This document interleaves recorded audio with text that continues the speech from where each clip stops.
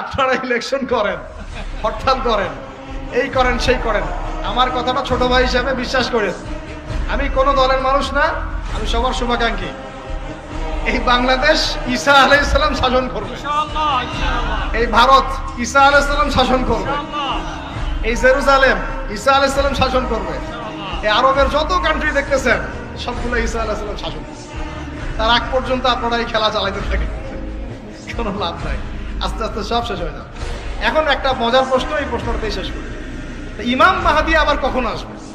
আমরা তো বুঝলাম ইমাম মাহদী আসবেন, তারপরে দাজ্জাল, তারপরে ঈসা আলাইহিস সালাম, তারপরে খেলাফত, এই তো। ইমাম মাহদী আবার কখন? আমাদের বুয়েটের মাহদী বের হয়, পাঞ্জাব থেকে মাহদী বের হয়, হ্যাঁ, বাংলাদেশের ওই কোনায় মাহদী বের হয়, সৌদি আরব থেকে ওই কোনা থেকে মাহদী বের হয় না? খুব ভালো করে মনে রাখবেন, যতক্ষণ এই বিশ্বে একটা মালহামা না হচ্ছে মাহদী আসছেন না। কথা ক্লিয়ার? এই বিশ্বে যতক্ষণ একটা মালহামা না হচ্ছে মাহদী আসছেন না। তিনি আসবেন ফাতিমা রাদিয়াল্লাহু আনহার বংশ থেকে। কার বংশ? তার আসল নাম মুহাম্মদ। কি নাম? তার নাক উঁচু, নাক একদম উঁচু, খাড়া, কপাল চওড়া, চেহারার গড়নটা আমাদের নবী সাল্লাল্লাহু আলাইহি ওয়াসাল্লাম।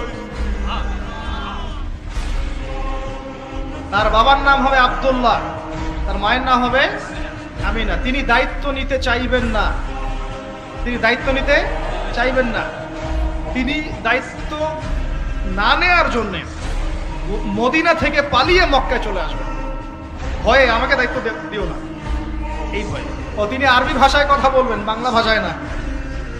এখনকার মাহাদিরা পাঞ্জাবি ভাষায়, বাংলা ভাষায় কথা বলেন, ঠিক আছে?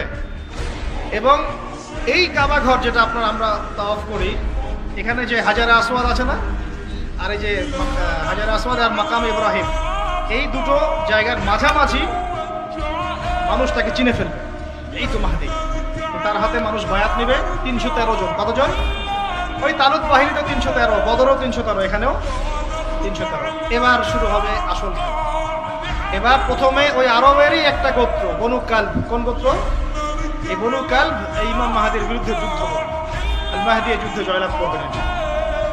তারপরে সিরিয়া, শাম থেকে, শাম মানে শুধু সিরিয়াই না, ওই পুরো অঞ্চলটাই শাম, ওখান থেকে একটা দল আসবে এই মাহদীর সাথে যুদ্ধ করার জন্য। আল্লাহ পাক তাদেরকে মক্কা মদিনার মাঝখানে বাইদা নামক জায়গায় বসিয়ে দেবে। কোন জায়গা? কথা বুঝতে পারছি? এরপরে মুসলমানদের আর কোনো পতন নাই, আর পিছনে ফিরে তাকানোর কোনো সুযোগ নাই।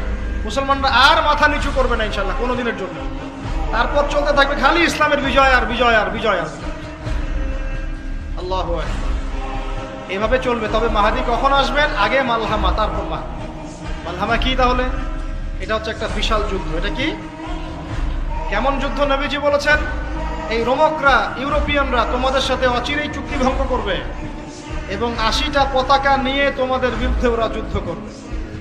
এই মালহামাটা হবে ইরাকের ফোরাত নদীর নিচেই হোক আর পাশেই হোক, আল্লাহ ভালো জানেন। ওখানে সোনার পাহাড়কে কেন্দ্র করে। কি কেন্দ্র করে? এই সোনা মানে সত্যিকারের সোনাও হতে পারে, অথবা তেলও হতে পারে, আল্লাহ ভালো জানেন। তেল তো এখন সোনার জায়গা দখল করেছে, করে নাই? এই বিশ্বে তো সোনা চলে না, কি চলে? তেল। তো এটাকে কেন্দ্র করে যুদ্ধ হবে। নবীজি বলেছেন ওই যুদ্ধে এত ভয়াবহ হবে যে 100 জন যোদ্ধার মধ্যে 99 জনই মারা যাবে না। একটু মাথা খাটান যে এমন কোন যুদ্ধ কি হয়েছে পৃথিবীতে যেটাতে 100 জনের মধ্যে 99% মারা গেছে? তার মানে এটা হয়নি এখনো।